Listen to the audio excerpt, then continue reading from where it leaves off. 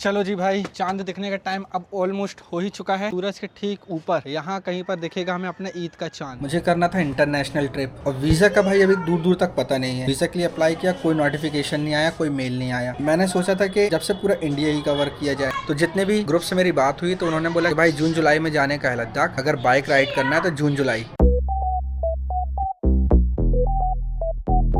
Video edit ही कर रहा था और बस लाइट कट। अब बाहर चला जाए।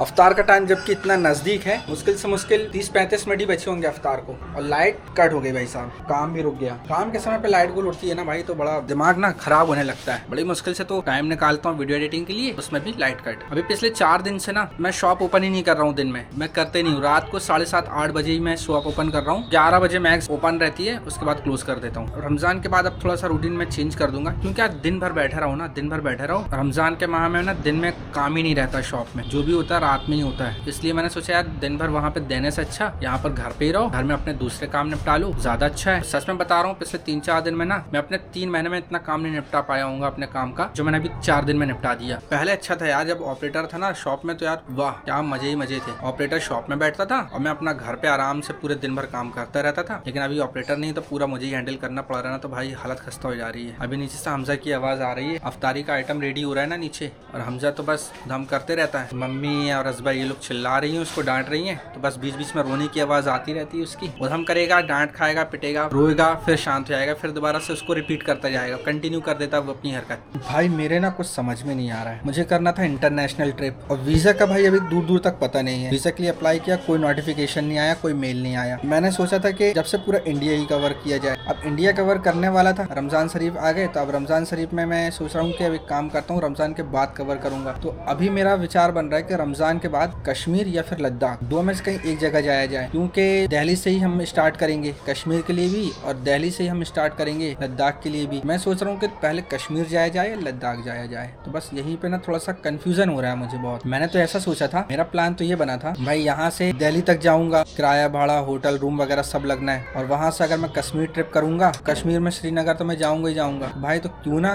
कश्मीर से अपनी लद्दाख ट्रिप स्टार्ट कर दी जाए। तो ये दिल्ली का जितना भाड़ा वगैरह जितना भी है ना, जो मेरा एक्सपेंस खर्च हुआ है, तो अगर यदि मैं लद्दाख ट्रिप करूंगा तो दोबारा से रिपीट नहीं होगा, तो मेरा थोड़ा बजट कम हो जाएगा। आपकी समझ में नहीं आया, चलो मैं समझाता हूँ। देखो भाई, मैं रहता हूँ जबलपुर में, अब जबलपुर से मैं दिल्ली जाऊंगा, दिल्ली से मैं कश्मीर ट्रिप करूंगा, और फिर कश्मीर से फिर मैं दिल्ली आऊंगा, दिल्ली से फिर जबलपुर आऊंगा, और फिर मैं दोबारा से अगर लद्दाख जाऊंगा तो लद्दाख के लिए फिर वो मुझे करना होगा, पहले दिल्ली जाऊंगा, दिल्ली से फिर मैं मनाली होते हुए लद्दाख करूंगा, और फिर वापसी में मैं श्रीनगर से होते हुए फिर दिल्ली आऊंगा, फिर जबलपुर आऊंगा। ये ना 2 बार आना जाना हो जाएगा, और यहाँ पर जो है काफी एक्सपेंसिव हो जाएगा मेरे लिए, क्योंकि मुझे बजट ट्रिप करनी है। तो तकरीबन मान के चलिए 15 से 20 हजार रुपए लगेगा। 15 से 20 हजार रुपए मेरे बच जाएंगे अगर यदि मैं एक ही ट्रिप में कर लूँ कश्मीर और कश्मीर से लद्दाख, तो मेरा कम से कम 15 से 20 हजार रुपए बच जाएगा। क्या किया जाए, 15 से 20 हजार रुपए बचाने के चक्कर में कंटिन्यू कर दूं कश्मीर से लद्दाख का ट्रिप, या फिर वापस आकर कुछ समय के बाद लद्दाख ट्रिप किया जाए। तो भाई मेरा कश्मीर जाने का था कब, फरवरी में, लेकिन फरवरी में जा नहीं पाया। अगर फरवरी में मैं होकर आ जाता तो फिर मैं जून जुलाई में लद्दाख जाता, तो ऑलमोस्ट मान के चलिए बीच में जो गैप होता ना, 4 से 5 महीने का बीच में गैप हो जाता। लेकिन अभी मैं जाता विंटर में, तो मुझे कश्मीर में अच्छी स्नोफॉल वगैरह देखने के लिए मिल जाती। और अब मैं अगर यदि जून में करूंगा कश्मीर, तो जून में कश्मीर में जो है ना भाई, मुझे स्नोफॉल वगैरह देखने के लिए नहीं मिलेगी, बर्फबारी वगैरह कुछ देखने के लिए मिलना नहीं है मुझे वहाँ पर कश्मीर में। फिर कश्मीर से मैं जाऊंगा लद्दाख, तो लद्दाख में तो वैसे भी अगर यदि जाने का है, तो जितने भी ग्रुप से मेरी बात हुई तो उन्होंने बोला भाई जून जुलाई में जाने का है लद्दाख, अगर बाइक राइड करना है तो जून जुलाई में मैं देखता हूँ। अगर यदि जून जुलाई में जाना होता है तो फिर मैं कश्मीर को करते हुए लद्दाख जाऊँ, या फिर अकेले लद्दाख जाऊँ, या फिर सिर्फ कश्मीर करूँ। ये चीज बड़ी ना मुझे उलझन टाइप लग रही है, क्या करूँ क्या ना करूँ, क्या करना है क्या नहीं करना, डिसीजन लूंगा मैं, और फिर मैं बताऊंगा आप लोगों को कि मैं कश्मीर जा रहा हूँ या फिर लद्दाख जा रहा हूँ, या फिर कश्मीर और लद्दाख दोनों को मैं एक साथ करने वाला हूँ। चलो लाइट आ चुकी है, एसी के आउटडोर की आवाज आ रही है, अब अपना वीडियो एडिट कर लें और फिर मिलते हैं थोड़ी देर के बाद। सच में भाई ये वीडियोस में ना मेरी नींद हराम हो चुकी है।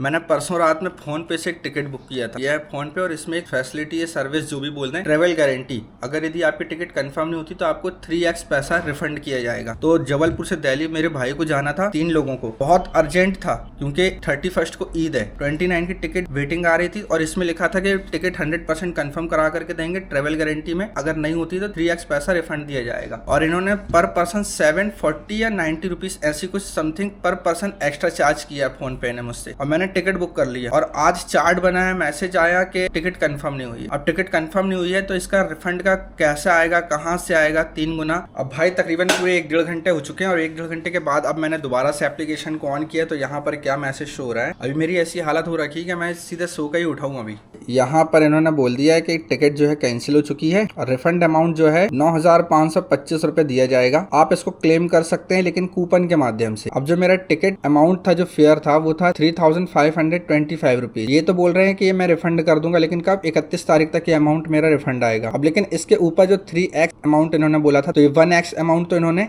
रिफंड अमाउंट में दे दिया, जो कि अकाउंट में ट्रांसफर हो जाएगा 31 मार्च को। अब बाकी का 2x अमाउंट जो बचा 6,000 रुपए का, इन्होंने क्या कहा है, इसको बोला है कि इसको क्लेम करो भाई, और ये अकाउंट में नहीं देंगे, ये आपको कूपन दे दिया गया है और इस कूपन को आप जिस दिन आपकी टिकट का चार्ट बना है उस दिन से अगले 7 दिन के अंदर इस कूपन को आपको यूज कर लेना है, अन्यथा भाई ये कूपन भी जो है आपका बेकार हो जाएगा। अगर मुझे 6,000 रुपए लेना है तो ये पैसे नहीं दे रहे हैं, कूपन दे रहे हैं। अब टिकट ही बुक करो। अब टिकट कहाँ बुक कर सकते हो? इनके फोन पे ऐप से फ्लाइट टिकट बुक कर सकते हो, रेलवे टिकट बुक कर सकते हो, आप बस टिकट बुक कर सकते हो। लेकिन अभी मेरा कंफर्म नहीं है कि भाई अब मुझे जाना है या नहीं जाना है। अब उसमें ये भी नहीं पता कि पूरा 6,000 यूज करने दे रहे हैं कि नहीं दे रहे हैं। ऐसा ना हो कि टुकड़ों में बोल रहे हैं कि 1,500 या 2,000 रुपए ऐसा यूज करो। अब जब मैं इसको क्लेम करूंगा तब मैं आपको बताऊंगा क्लेम के वक्त पूरे 6,000 रुपए ये यूज हो भी रहे हैं या नहीं हो रहे हैं, या फिर इन्होंने कुछ और न्यू हिडन पॉलिसी लगाई रखी है। The next day. तो भाई आज है रमजान का रोजा, यानी कि चांद रात, और कल ईद है। मैं सोच रहा हूँ कि आज फटाफट से इन लोगों का जितने भी शॉपिंग वगैरह रह गई है फटाफट से करवा दूं, क्योंकि पूरे रमजान में शॉपिंग चली और अभी तक कंप्लीट नहीं हो पाई है इन लोगों की। हमारा क्या भाई, हम तो चांद रात में जाते हैं, एक जोड़ी कपड़ा चड्डी बनियान लेकर के जाते हैं, वो भी 2 से 3 घंटे में। अब यह घर की लेडीजों का तो कह नहीं सकते, पूरे रमजान में शॉपिंग चलती है। फटाफट से इन लोगों को फ्री करवा दें।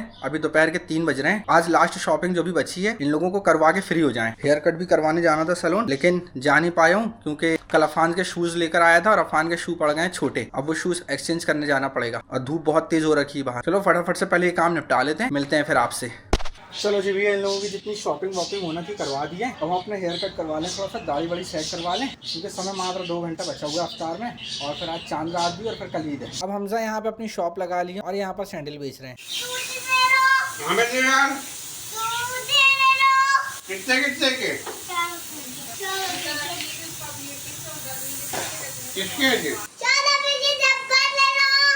कितने की भैया? 4 रुपए की? अभी तो 100 रुपए की बोल रहे थे आप। 100 रुपए की तो 4 रुपए की है। अच्छा 100 रुपए की तो 4 रुपए की है। अरे गजब आती है। ये वाली कितने की है? ये 3 रुपए की है। और ये वाली? ये वाली 4 रुपए की। और सब कितने की हैं? 4 रुपए की है। मुंह में क्या लगाए हो आप? यहाँ देखो मुंह में क्या लगाए हो आप।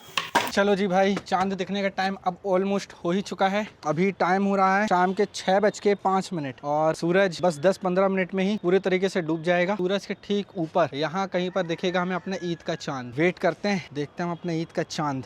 सूरज कितना प्यारा लग रहा है, ऑरेंज ऑरेंज, और हमारा चांद जो है ईद का वो यहाँ कहीं नजर आएगा, इतने एरिया में नजर आएगा। बाकी एक फोटो लेना बनता है यार, बहुत अच्छा नजारा आ रहा है। मैं इसी कैमरे से अपने एक फोटो लेता हूँ और अपने इंस्टाग्राम में लगाता हूँ। अब भाई पता नहीं क्यों, लेकिन हर साल ना सबसे पहले चांद, चाहे वो बकरीद का हो या रमजान का या फिर ईद उल फित्र का, सबसे पहला चांद ना मुझे ही दिखता है। पता नहीं भाई ऐसा क्यों, मेरी आंखें तेज हैं इस वजह से हो सकता है। अब आज देखते हैं चांद किसको सबसे पहले दिखता है। भाई सऊदी अरेबिया में तो आज की ईद हो चुकी है, यानी कि कल चांद उनका दिख चुका है और आज की उनकी ईद हो भी चुकी है। और मेरे मौसा जी रहते हैं इंडिया, आ चुके हैं वो। जो मेरी आंखों से समझ में आ रहा है ना, अभी इतना खूबसूरत मैं अभी देख पा रहा हूँ, इतना अच्छा कैमरा कैप्चर नहीं कर पाता है, लेकिन वाकई में माशाल्लाह बहुत ही ज्यादा खूबसूरत दिख रहा है अभी सूरज इस वक्त। लफ्जों में बयान नहीं की जा सकती हकीकत में। ये अल्लाह की कुदरत है, सब अल्लाह का निज़ाम है। कुछ भी कहो, चांद देखने में ना बड़ा मजा आता है, बड़ा एक्साइटमेंट होता है, इसलिए क्योंकि देखते हैं किसको सबसे पहले चांद दिखेगा। बहुत दिमाग लगाना पड़ता है कि कहाँ पर है, किस पोजीशन में है, कितना बारीक है। बिल्कुल आंखों को ऐसे गढ़ा करके देखना पड़ता है, ऐसे गढ़ा करके आंखों को देखो, बड़ा मजा आता है। बारीक चीजें देखो एकदम, कहाँ पर है आसमान में चांद। चांद तो यहाँ भी फिलहाल दूर दूर तक नजर नहीं आ रहा है। तुम्हें आ रहा नजर? हमजा बेटा चांद नजर आया आपको? कहाँ है चांद? ये चाचा। कहाँ है चांद? चाचू चाचू। अरे तो ग्रहण है, चांद कहाँ है? देखो वहाँ दिखेगा बेटा चांद अपना है। एक तारा तो मुझको नजर आ चुका है, वही तारा जिस तारे के ऊपर चांद नजर आता है। वो तारा लेकिन चल क्यों रहा है भाई इतनी चीज? अरे वो तारा नहीं है भाई, वो फ्लाइट है। मैं उसको तारा समझ रहा हूँ, वो फ्लाइट है, वो स्टार नहीं है। बोला यार अचानक से इतनी पास कैसे आ गया स्टार? काफी हाइट पर है तो वो स्टार जैसी टिमटिमा रही है। क्या खाया आपने? मुझे साफ कर लो बेटा, मुझे साफ करो। चांद देख तो जाने दो बेटा। चांद लगा गया। बाबू क्या बोल रहे हो? चांद देख ला वो यार।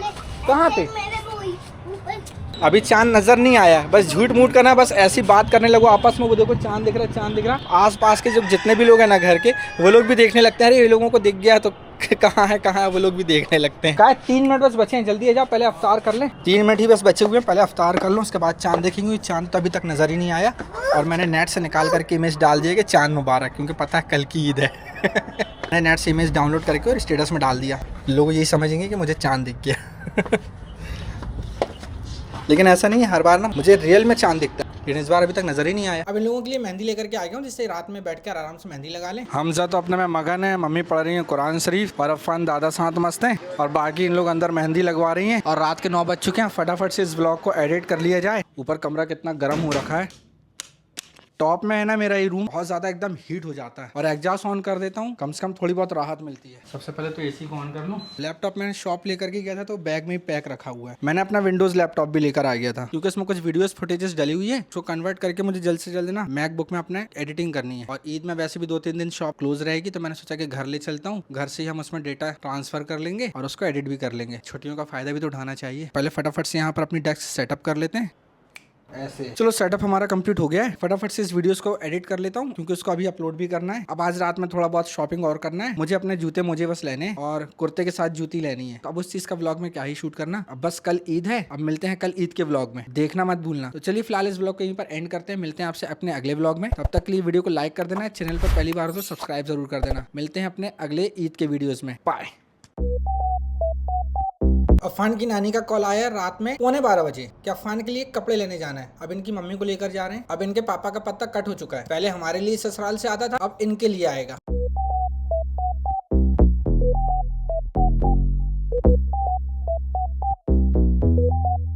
No way.